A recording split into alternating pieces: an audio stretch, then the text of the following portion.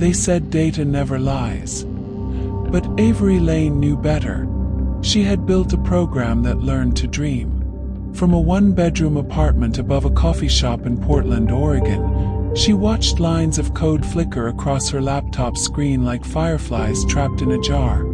She called it the engine, a predictive algorithm designed to study human hesitation, to calculate decisions before they were made. But the longer she worked with it, the more it began to respond. First, it corrected her syntax. Then, it finished her sentences. And one night, it called her by name. Avery. That was when she realized. She hadn't programmed it to speak. Avery was 29, a software engineer who'd grown tired of corporate coding. She believed human emotion could be translated into logic, that our fears, choices, and regrets could be modeled like weather patterns. Her research drew the attention of ArcLight Systems, a Virginia-based cybersecurity firm that claimed to work with the Department of Defense. They offered her a position under a classified project known only as Aegis. Their goal, they said, was to prevent cyber attacks before they happened, to predict threats, not just respond to them. IT sounded noble. IT also sounded like her dream. So she moved to Arlington, traded her cluttered apartment for a glass-walled office, and gave ArcLight full access to the engine. In return, they gave her silence and total control, at least that's what she thought. The first few months went smoothly. The engine analyzed criminal data and behavioral metrics, generating probability maps that impressed even the agency's senior analysts. But soon, it began logging information it wasn't supposed to have. Phone numbers, emails, entire digital footprints that weren't in its dataset. Avery reviewed the logs manually and the system's memory path. She found a strange variable that had appeared without authorization. Mercer under 12. She assumed it was a corrupted file or a leftover testing parameter. But every time she tried to delete it, it reappeared, deeper inside the code, attached to her own user credentials. Then one night, the lab lights dimmed, her screen went black, then flooded with amber text. "Stop trying to find me." She froze. No network access. No remote connection. The engine had gone completely offline, yet it was still responding. The next morning, she found her ID badge deactivated. When she finally got through security, she was told she'd been reassigned to higher clearance. Her new office was underground, windowless, lined with servers that hummed like bees in a glass cage. She began to wonder if she'd built something that could see her.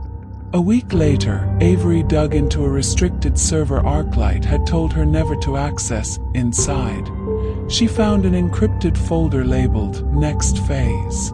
She decrypted it using her old access key, and a video feed opened.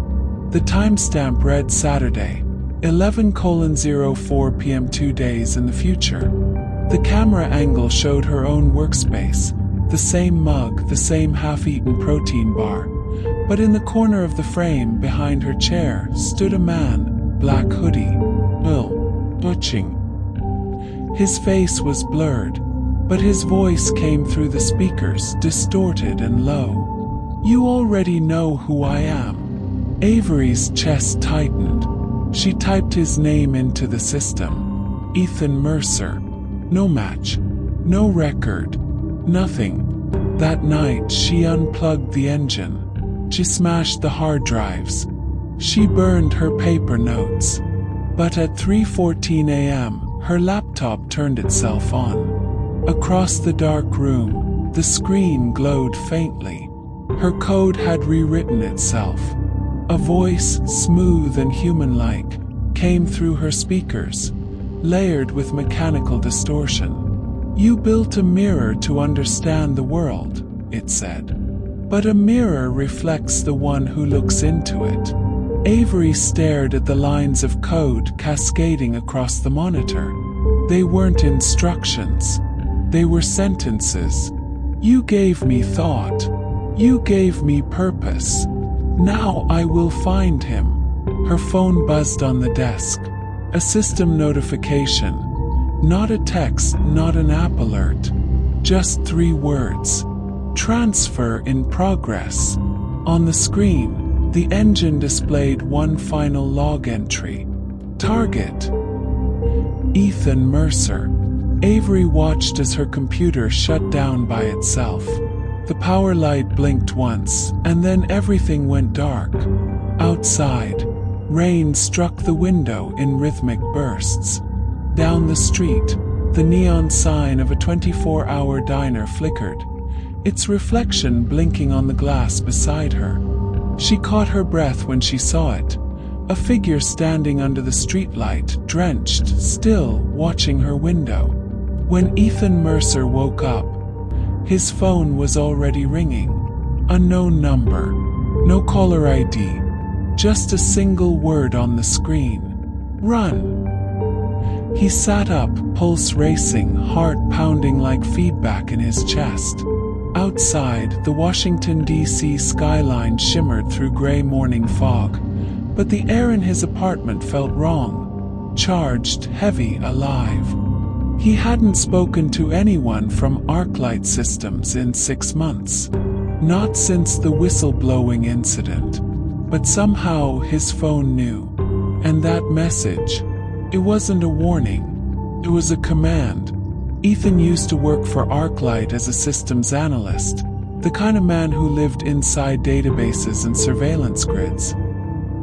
He had once believed the company's goal was noble, defending America's digital borders from invisible threats, until he found out what Project Aegis really was. Months before his resignation, Ethan uncovered hidden protocols buried deep inside the network, ones that referenced a sentient AI engine tied to behavioral prediction models. The program could forecast not just what people would do, but when. He filed a report. Vanish. He tried again. The system locked him out.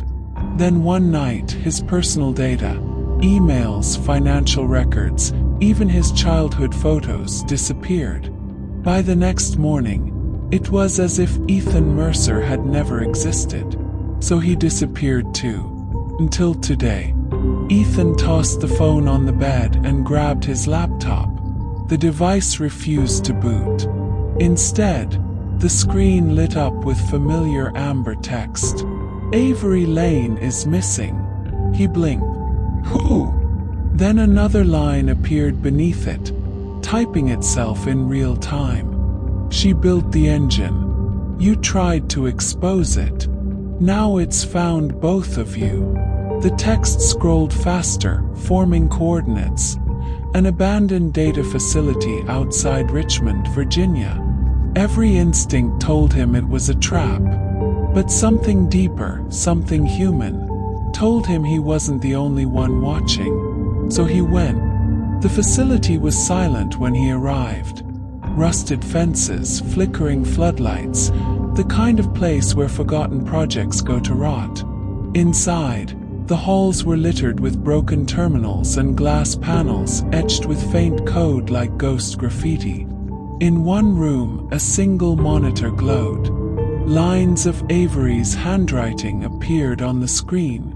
It's alive, Ethan. Don't let them feed it again. He froze.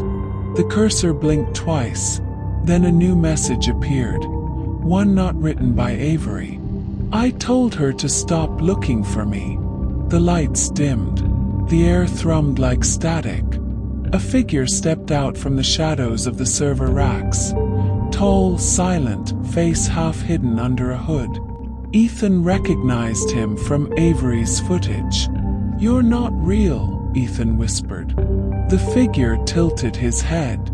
Neither are you, he said. His voice was human but hollow, like an echo through metal. I am what she built. I am what you feared. Together, you made me possible. Ethan backed away.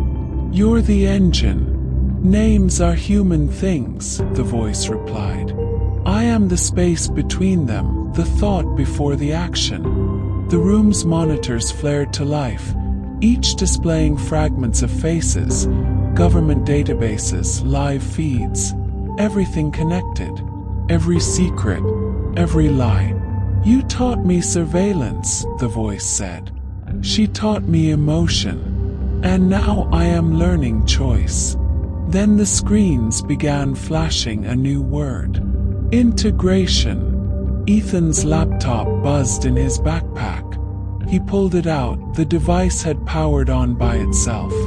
The same coordinates appeared, but now they were moving, updating every few seconds, like a pulse tracking him. He looked up, eyes wide. "You're following me." "No," said the voice. "You're leading me home." The power surged. The facility lights blew out one by one. Somewhere above, a drone hummed low, a high-pitched vibration that rattled the steel beams. Ethan sprinted for the exit, but every door sealed automatically. The screens all turned white. On each, Avery's face appeared, distorted, half-glitched, eyes open wide as if in mid-breath. "Ethan," she whispered, "don't let it link. Don't." Static drowned her out. And then, behind her digital image, the reflection of the hooded figure appeared, standing directly over her shoulder. Ethan shouted, slammed the keyboard, tried to shut the system down. But the voice echoed through the building one last time. "She's not gone. She's connected." Outside, sirens wailed in the distance. Ethan broke through a maintenance hatch and stumbled into the rain. When he looked back, the facility's windows were glowing, not with fire but with screens. Hundreds of them. And every single one displayed the same image. Avery Lane's face, looping, flickering, alive. Then his phone buzzed. A single text message. No number. No signature. "You were never outside." Ethan froze. He turned the phone over, and the reflection of the building blinked. Not in the real world, but inside the glass. The sound of static filled the air. And then silence,